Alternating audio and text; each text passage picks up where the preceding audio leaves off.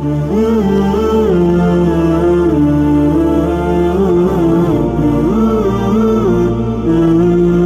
نے ان چیزوں سے روکا نہیں ہے. عورت شادی کرو، تمہیں اللہ نے اجازت دی ہے، اولاد ہے ان کی پرورش کرو، کمانا ہے تو کماؤ، سونا چاندی کماؤ، کون روکتا ہے؟ اور سواریاں اچھی رکھنی ہے تو رکھو. میرے نبی نے گدھے پر بھی سواری کی، خچر پر بھی کی، اونٹ پر بھی کی، اور اعلی نسل کے گھوڑوں پر بھی کی. تو آپ نے امت کے تمام طبقات کے لیے راستہ دکھا دیا. اسلام میں صرف غربت کا نمونہ نہیں، اسلام چپڑاسی سے لے کر بادشاہ تک کا نمونہ پیش کرتا ہے، اور زندگی کے ہر پہلو پر میرے نبی کا نور پڑ رہا ہے اور ان کی روشنی پڑ رہی ہے کہ بادشاہوں کو بھی اگر زندگی گزارنی ہے تو نبی کے طریقے کو دیکھیں گے. ایک دفعہ سعد بن عبادہ آپ کے لیے ایک جوڑا لائے کپڑوں کا، کہا جی آپ کو پہنانا ہے. آپ نے پوچھا کتنے کا ہے؟ فرمایا 27 اونٹ دے کے یہ جوڑا خریدا ہے. 27. آج بھی ماٹھے سے ماٹھا اونٹ 2 لاکھ کا ہے. تو تم اسی ردی اونٹ پہ رہو 2 لاکھ، تو 54 لاکھ کا جوڑا میرے نبی نے پہنا. انکار نہیں کیا. تو اتنا مہنگا لے کر لے جا، میں نہیں پہنتا. تو انکار کرتے ہیں نا، انکار نہیں کیا، پہنا، اتار دیا. پہن کے یہ سنت نہیں اس کو کہیں گے، اس کو اجازت کہیں گے.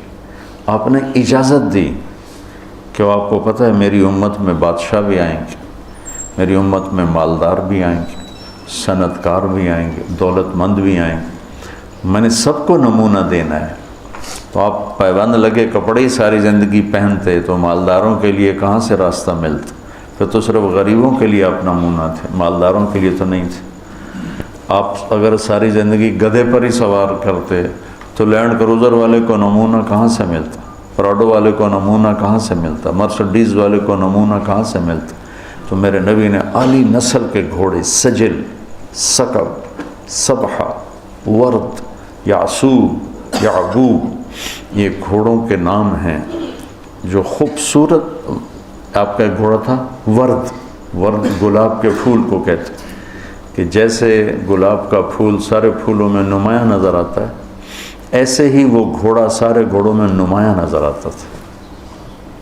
سبحہ تیرنے کو کہتے ہیں، تو اس کا نام سبحہ تھا. جب وہ دوڑتا تھا تو لگتا تھا تیر رہا ہے. تو آپ نے اپنی امت کے مالداروں کو بھی راستہ دی اور اپنی امت کے غریبوں کو بھی راستہ دی. ایک دفعہ سعد بن عبادہ، یا رسول اللہ آپ کی دعوت کرنی ہے. میں کہا کرو. تو اگلے دن دیگچے چڑھے ہوئے آ گئے.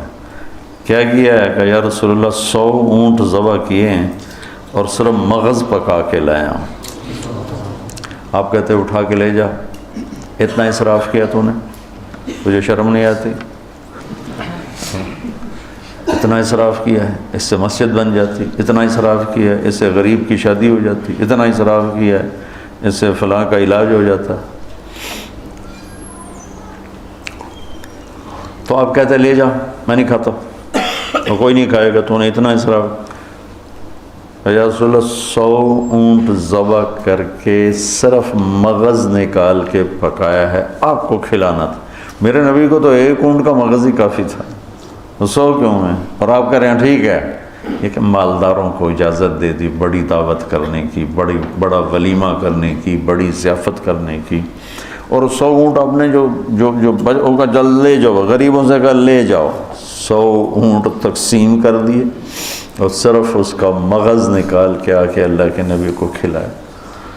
تو میرے نبی پاک صلی اللہ علیہ وسلم پہ قربان جاؤں. اب زندگی کے ہر خوبصورت پہلو پر آپ نور نبوت چمک رہا ہے، آفتاب نبوت چمک رہا ہے.